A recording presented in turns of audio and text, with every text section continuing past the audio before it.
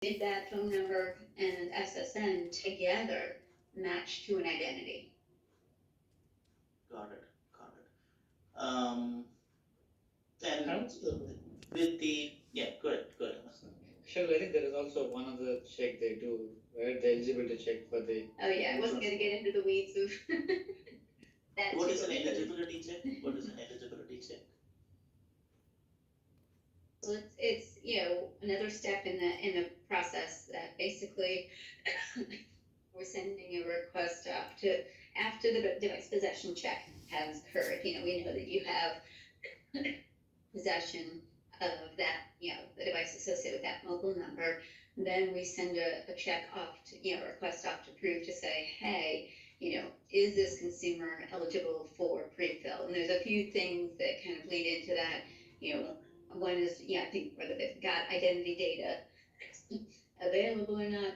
Another is we send two different thresholds in there in the eligibility call. One is for trust score. So if you're familiar with Cruise trust score at all, it basically is supposed to help indicate the riskiness of a particular phone number. So if you've seen super recent SIM swaps and things like that, anything that prove it kind of deem a little bit of sketchier, questionable things, that's going to reduce the trust score for that device. And we have a certain threshold set that says, hey, prove if the trust score on this associated with this mobile number is below our threshold, tell us the consumer is ineligible. And similarly, there's a tenure value that we can set as well to say, hey, prove if you haven't known about this phone number for at least 60 days, if it's too new, we don't want to be pre-filling data for this consumer either. So tell us that consumer is ineligible. So we can get a response back that's like, hey, this consumer is not eligible. We don't get the details of, what they failed on. We just get told that they, it's basically more of a Boolean. Are they eligible for pre-fill or not? And if they're not, obviously, then we're sending through the manual application instead. If they are, then we'll send the request off to prove to say, okay, now give us the actual pre-fill data. Right, but that's not a delta between instant link and the flow we have. Right. No, the eligibility is the same, regardless of the device possession check, that eligibility call happens. Got it. So maybe, Basu, if you could bring up a Figma or whatever that flow is now. The other thing I also want to talk about, the reason I'm asking the flow to be brought up is want to make sure if we are already asking the customer for an OTP possession in the application flow, then towards the end, if the customer is approved for that application and goes ahead and creates a credential, there is no point in asking for a duplicate OTP. Today we might be doing it. I don't know if there is a backlog to take it off. So could you show me the end-to-end flow then? Stay. Yeah, Amar, do you have that one? I don't have a link to the overall flow. Yeah, sure. From apply, yeah. Stay. So from apply, I have it from the true refill. From apply, Prathamesh, I don't know if you have any kind of a Figma.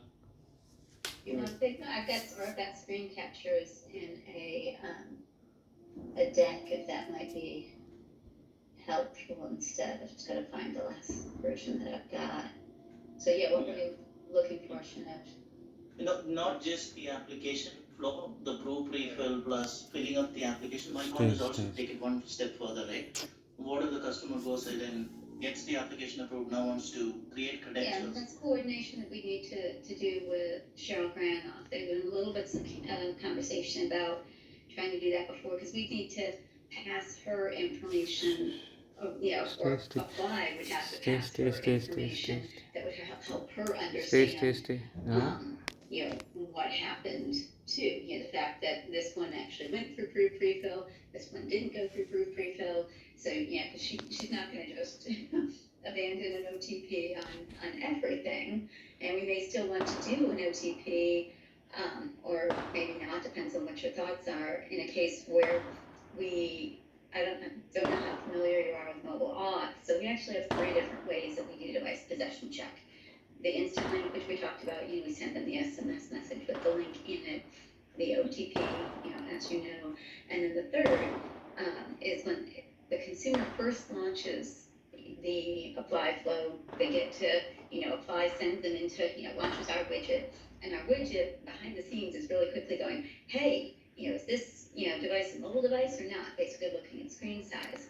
And if it is a mobile device, what we're going to try to do on the back end is that same kind of thing that we do after the consumer clicks the link in the instant link. And we're going to try and see, hey, are we able